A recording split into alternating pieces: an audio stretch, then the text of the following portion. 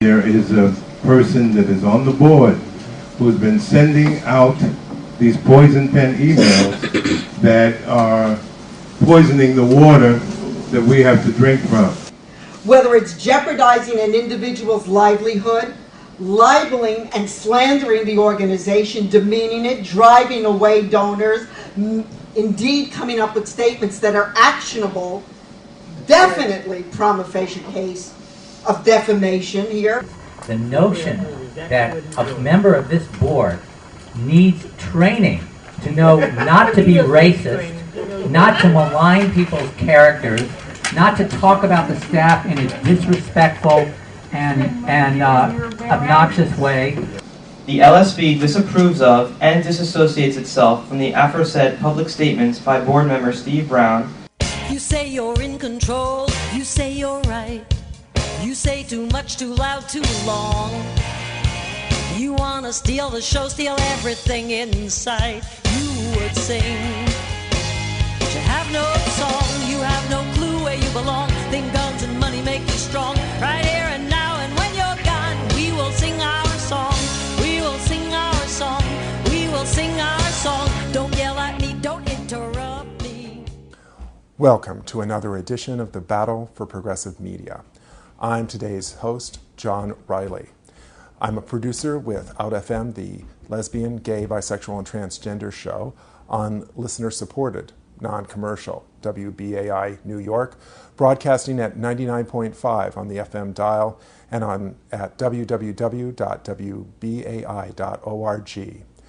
WBAI is a part of the 5-station Progressive Pacifica Radio Network, which has 90 affiliates nationwide. The program that you are watching is not in any way affiliated with WBAI.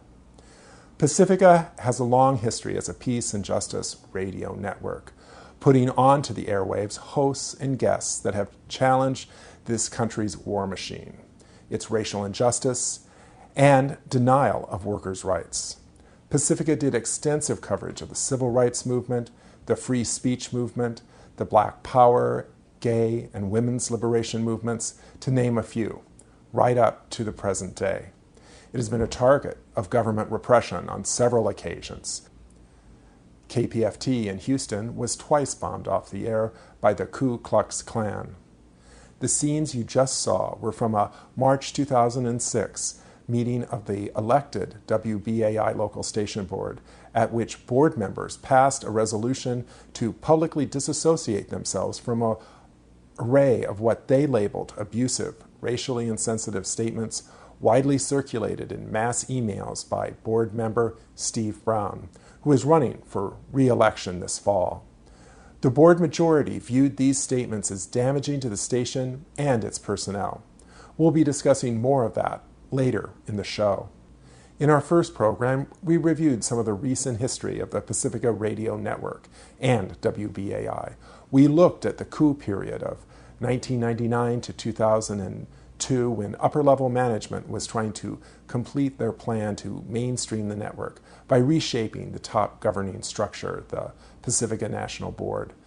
Before this coup period began, they had carried out smaller coups at Washington, D.C., Houston, Los Angeles, and the Berkeley stations, where mainstreaming eliminated much of the progressive activist content. The final stage was adding to the Pacifica National Board Democratic Party-connected centrists from a variety of industries, including a union-busting lawyer, a couple of real estate executives, a radio and TV broker, and a manager of the National Association of Home Builders, a group opposing disability access and environmental regulations. This group of board members moved aggressively with plans for sale of both WBAI and the Berkeley station before the plans were leaked to the public. This proved the final blow to the coup regime in Berkeley, where in 1999 there was a huge uprising of staff and listeners that were successful in gaining back partial control of the station. Then, when the mainstreaming managers turned their sights on WBAI, they ran into even more disastrous trouble. Their December 2000 takeover of WBAI, instantly dubbed the Christmas coup by listeners, involved the firing of WBAI General Manager Valerie Van Eisler, popular host and program director Bernard White, senior producer Sharon Louise Harper, and over the months that followed, dozens of other producers and hosts. What the mainstreamers didn't count on, however, was the mobilization of a strong listener and producer movement which fought together with their counterparts at other Pacifica stations to regain control not just of WBAI, but the entire network. Using a combination of direct action, street protest, and a financial boycott, as well as lawsuits, the Listener-Producer Alliance won back control of the network, and a new, progressive Pacifica National Board was inaugurated in December 2001. Then began an effort to pull the network together with new management, new bylaws, and a new spirit of involvement. But the road to recovery has been rough. A bitter battle over the new bylaws left Pacifica without any affirmative action measures for including women and people of color on its local and national governing boards, which for the first time were to be mandated to be elected by listener subscribers and staff, with listeners granted large majorities of the seats. Today, divisions within the Pacifica Radio Network remain sharp. Tensions within the network have been accentuated as WBAI has been hard hit by the devastating aftermath of the downturn in the New York economy following the 9/11 attacks and the general decline in listener support of public radio. The result has been staff layoffs at an already understaffed station. Meanwhile, several local board members elected on the ListProg slate, who had opposed the inclusion of affirmative action in the Pacifica bylaws, have advocated a decrease in the amount of programming produced by independent Black community activists and the addition of conservative hosts to the schedule. They've also called for the firing of program director Bernard White, claiming that his programming policies are responsible for the decline in listener support, despite lack of evidence for this theory.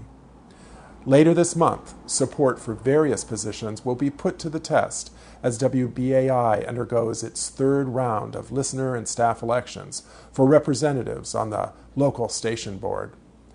Meanwhile, board members from the same group have supported recent efforts by Greg Guma, the new executive director of the parent Pacifica Foundation, based in Berkeley, to impose special rules limiting WBAI's autonomy in making programming changes. Seen as some as an attempt to undercut the role of program director Bernard White and the station's program council, a body created by a union contract with a staff of both paid and unpaid producers for the purpose of advising on programming decisions. In this program, we'll profile a key figure at WBAI Radio, Bernard White, the program director since 2000. White has been a strong advocate for Black community empowerment, bringing diverse voices from the African diaspora to the air, as well as adding shows that meet the diverse needs of the New York area, including programs on prison issues, the assault on civil liberties, women's issues, the environment, the politics of Haiti, and Latin American and Latino issues, including a Spanish-language public affairs program. Then we'll also look at the positions of one of White's harshest critics, local station board member Steve Brown.